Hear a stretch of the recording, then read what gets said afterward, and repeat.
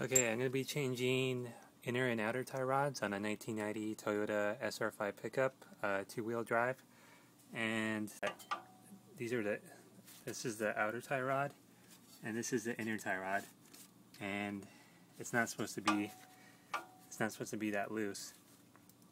I mean, they're supposed to have a slight play, but not this loose. So what I tried to do is tighten the castle nut a little more, but that won't get you anywhere. So this is inner tie rod, center sleeve, adjusting sleeve, and then actually this is the outer, and it goes in the sleeve and the inner tie rod. Yeah, it's kind of hard to see in this video, but it's right here. And what you'll need to do this job, you could try to pound it out with a hammer, but I rented this tool at O'Reilly's or whatever parts store, depending what state you're in, and this is a ball joint or Pitman arm / tie rod puller. And what you do, I'll show how to use it pretty soon in this video. You basically slide it in there, get this center bolt.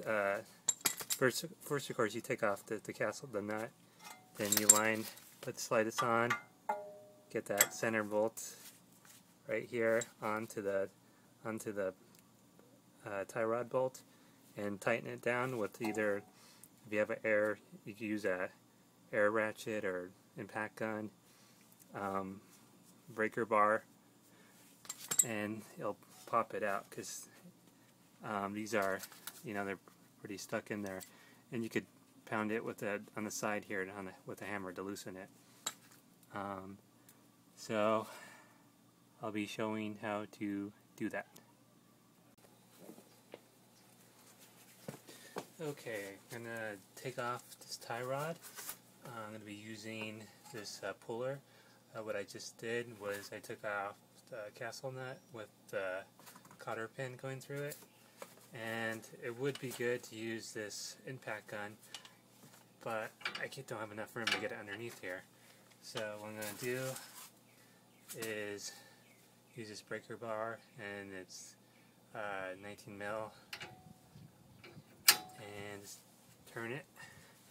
And I gave it, before I started, I gave it a whack with this little sledgehammer. Maybe that might help. I just turn it, and this is just tucked.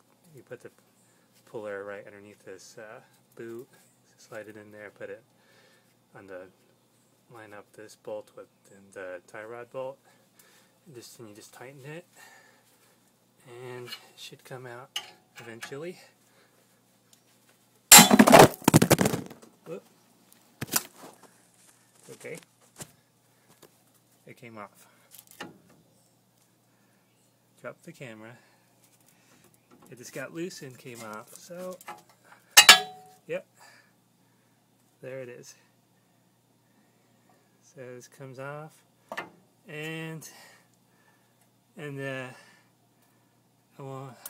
other one in here is the inner one right here.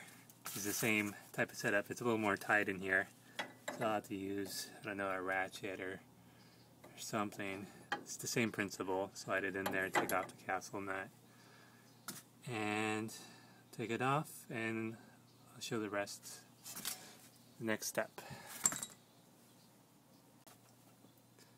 Okay, I got the tie rods off, and what I had to do to get the inner tie rod off, there was this right here, this steering stabilizer, which basically is just a shock, and the bolt, I took it off. It was in the way of my puller to get it on right here, so I had to take the steering stabilizer off.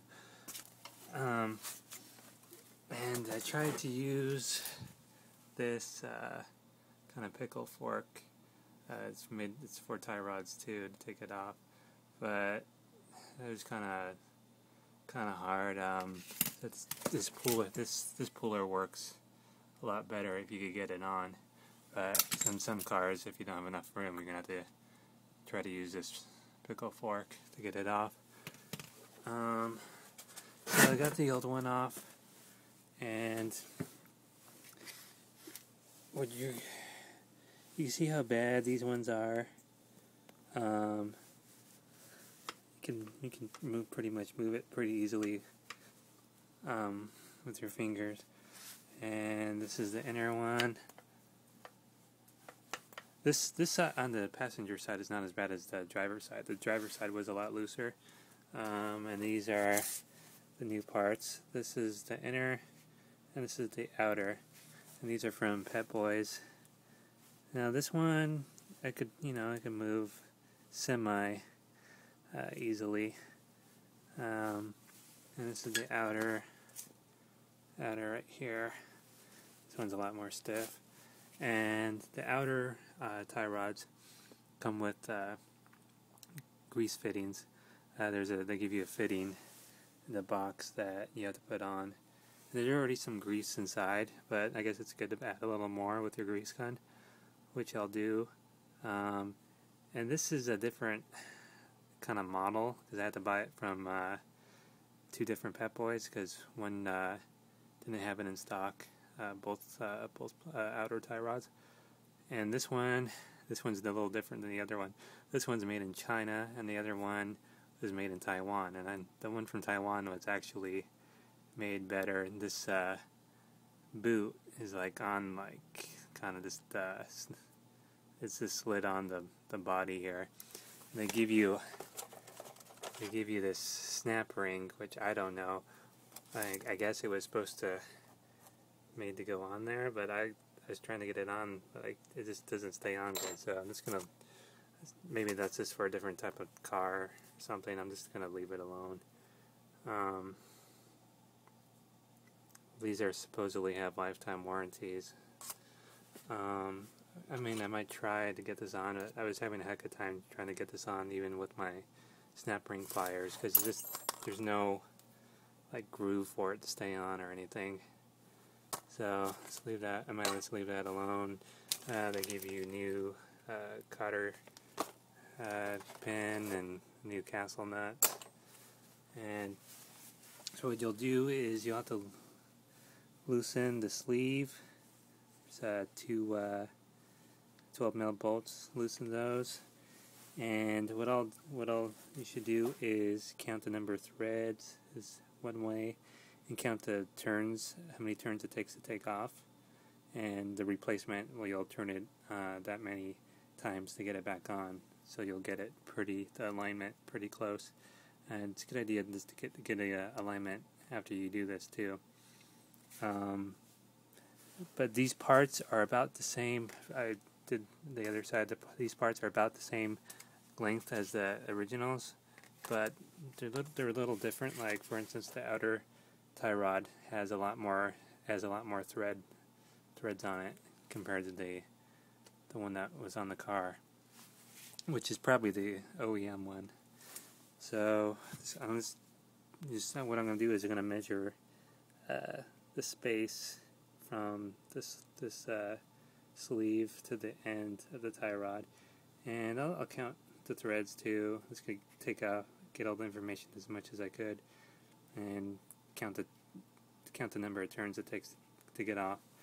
And you might need to put a vice grip on this to hold it still while you turn it, because it's been on there a while, so it's not going to come off with ease.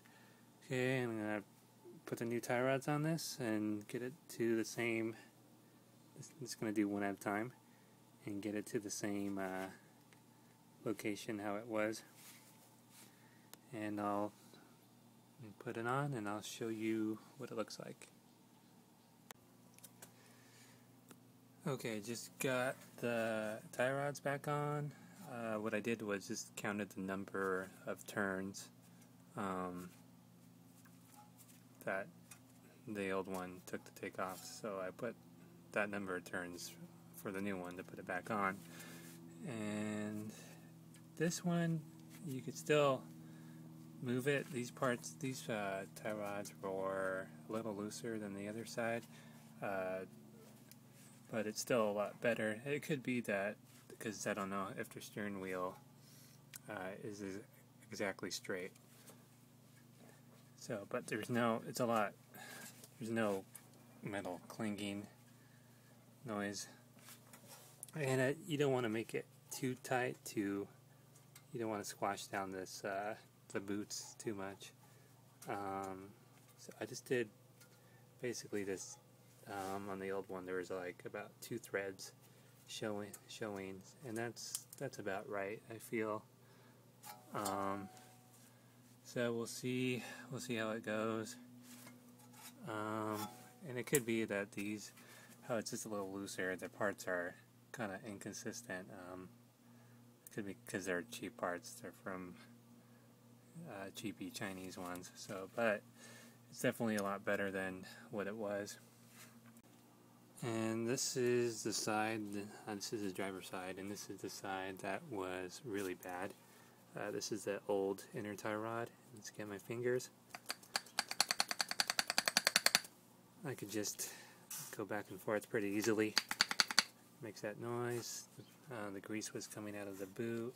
So basically these have a universal joint inside. I mean, they're supposed to move, but they're not supposed to move this easily.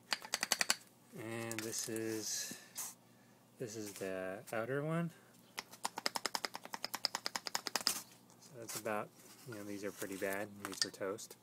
One more thing I have to do is just grease the grease fittings on the new ones, and that's it. Okay, I hope this video helped you if you're considering on changing your tie rods. Thanks.